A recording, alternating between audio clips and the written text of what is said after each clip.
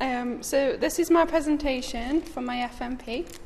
It will include all of these things.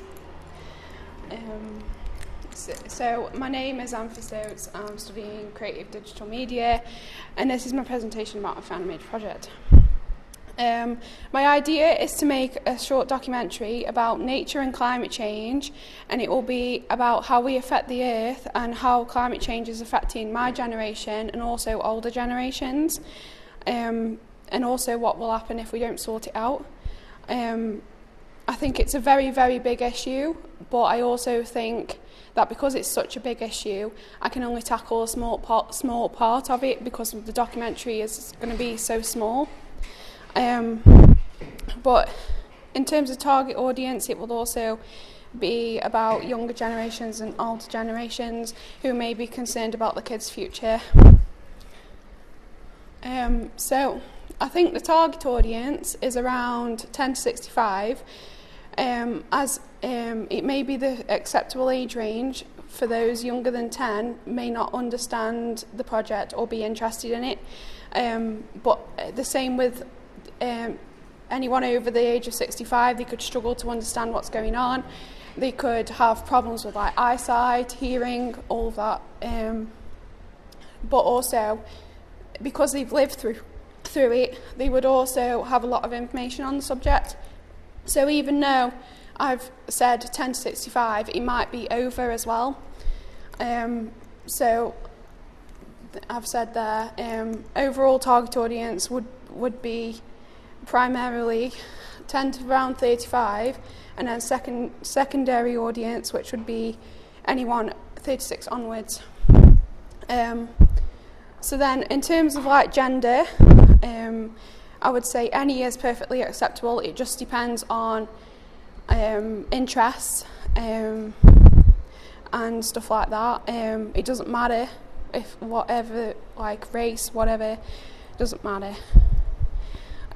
Viewing figures. So for this documentary by David Attenborough in 2019 called Our Planet, it was number 1 in the top 10 Netflix shows watched for that month, but it has not been revealed how much viewers it got.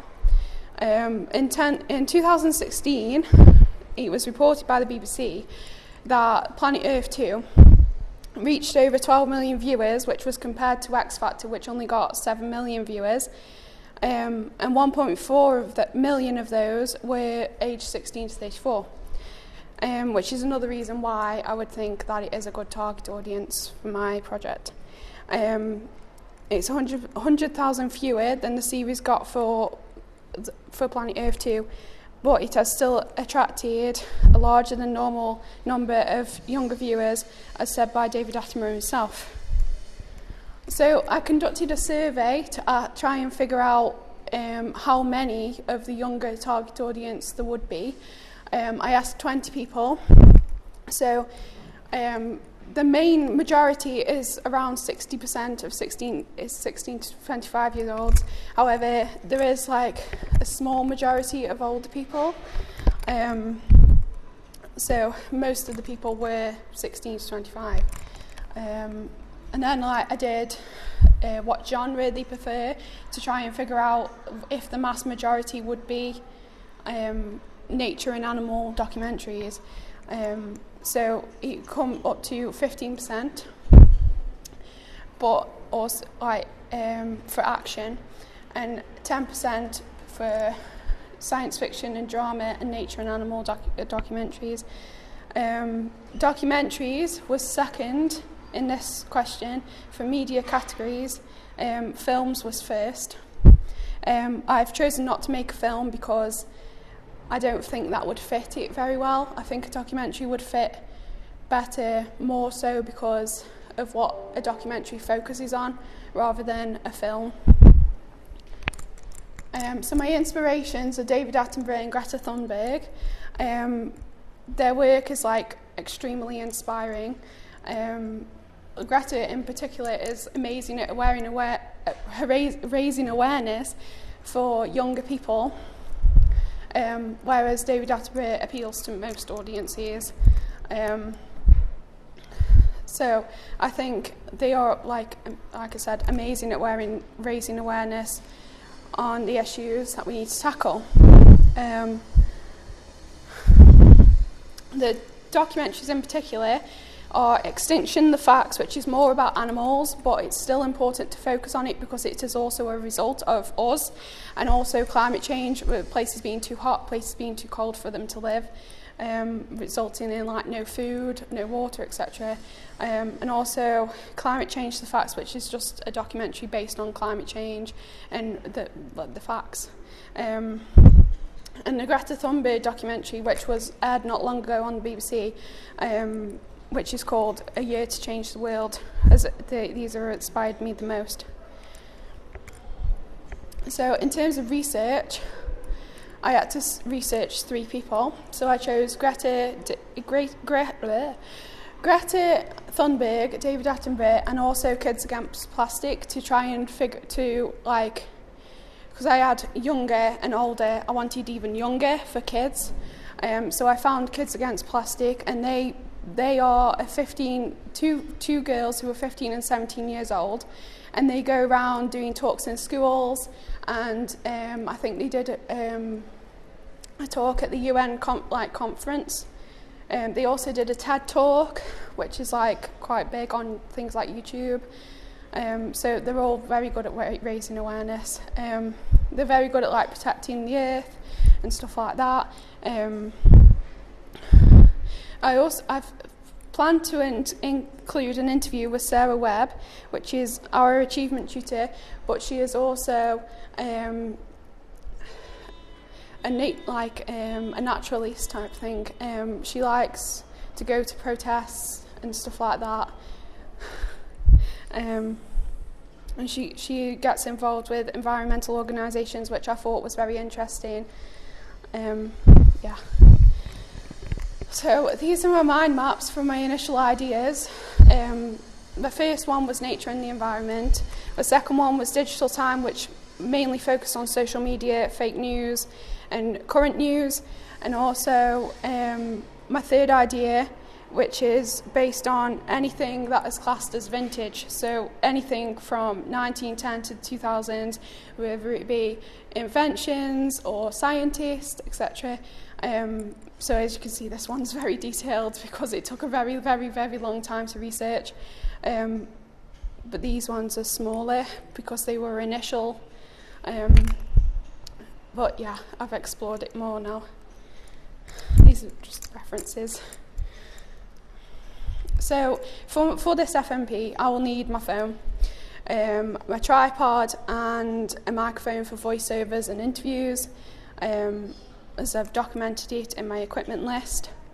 I also might need a soundtrack or effects for my FMP, but I might have a go at making them myself.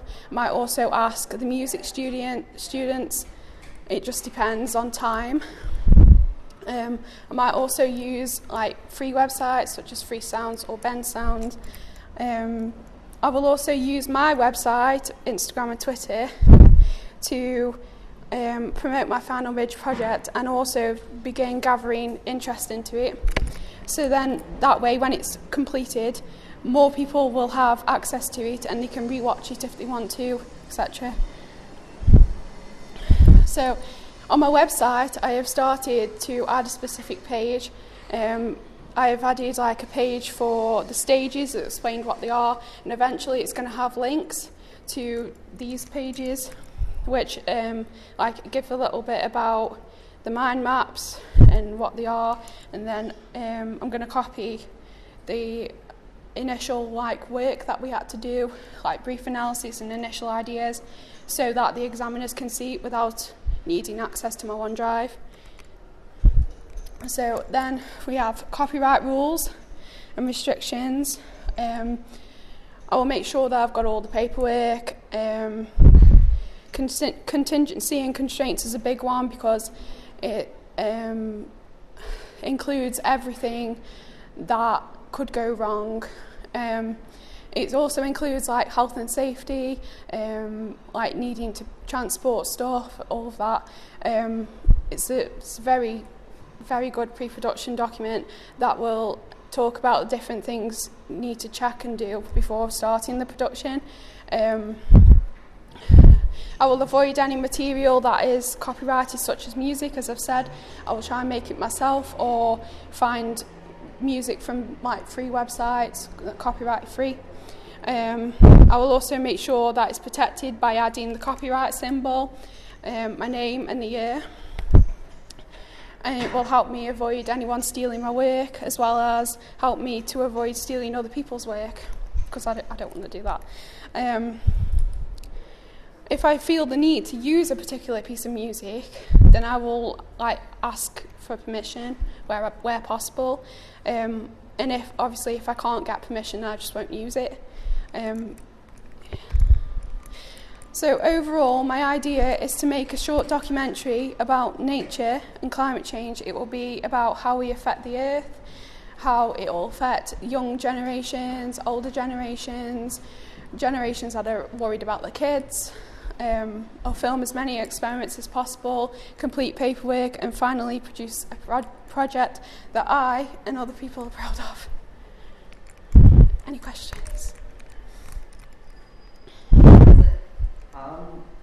What's sort of your plan for how you're going to style the documentary? So it's gonna, it's basically just gonna be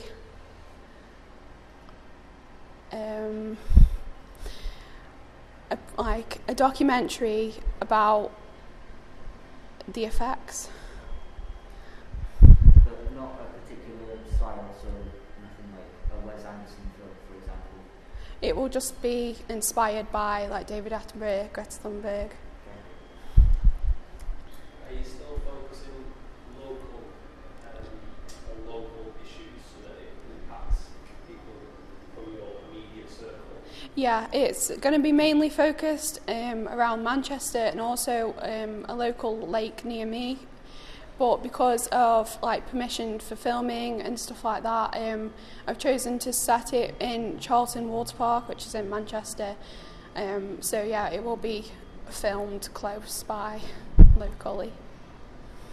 So, Amethyst, in terms of your research that you've done so far, and just linking with Isaac's questions on the style, do you view, what documentaries have you seen that you feel that you're taking inspiration from towards your own? So there's two documentaries by David Attenborough. So Extinction: The Facts, which is mainly animal based, but I still think it's important because it's a direct result of climate change, and also Climate Change: The Facts, which is the same thing but climate change.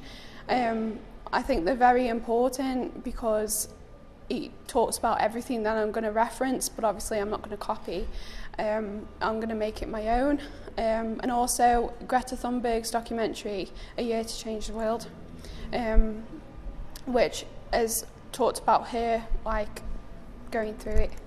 Okay, cool. So, also in terms of codes and conventions that you've looked at in terms of your documentaries, what are you using specifically in your documentary to be inspired by the likes of Attenborough and Greta Thunberg, but what elements are you going to use specifically in your documentary?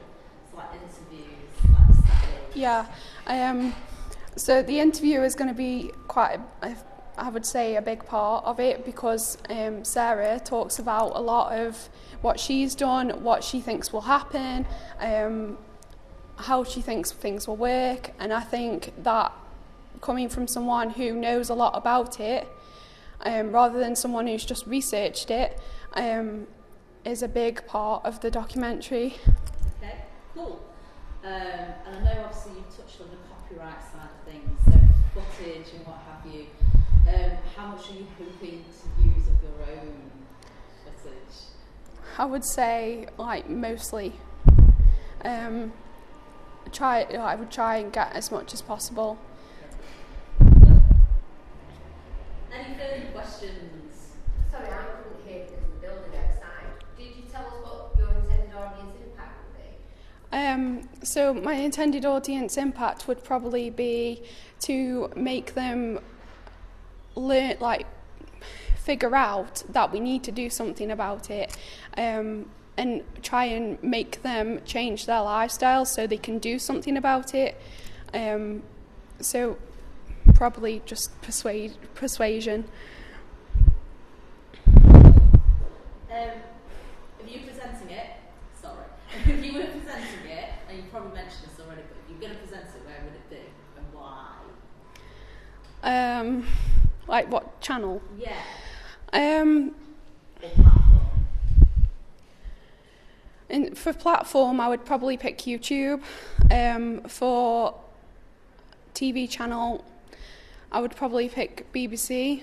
Even though I'm not a massive fan of the BBC, I would think that the BBC is probably better than, for example, ITV or Channel 4, because the BBC have a specific section made for animal documentaries, nature documentaries, like they have their own science department, which David Attenborough was a part of. So I think that links in with that as well. Okay. Why YouTube? Because it's a major platform, and also people just go, it's like a little bit like Google, they just go on there to search for things, so it might just appear one day and they might be interested in it. Do you think it's because it's appropriate for the target audience that you're aiming at? Yeah, a lot of young people have access to YouTube, so I would say yeah, but for older people I think putting it on like the TV would make more sense, but obviously that's probably not going to be possible. You never know. Have we any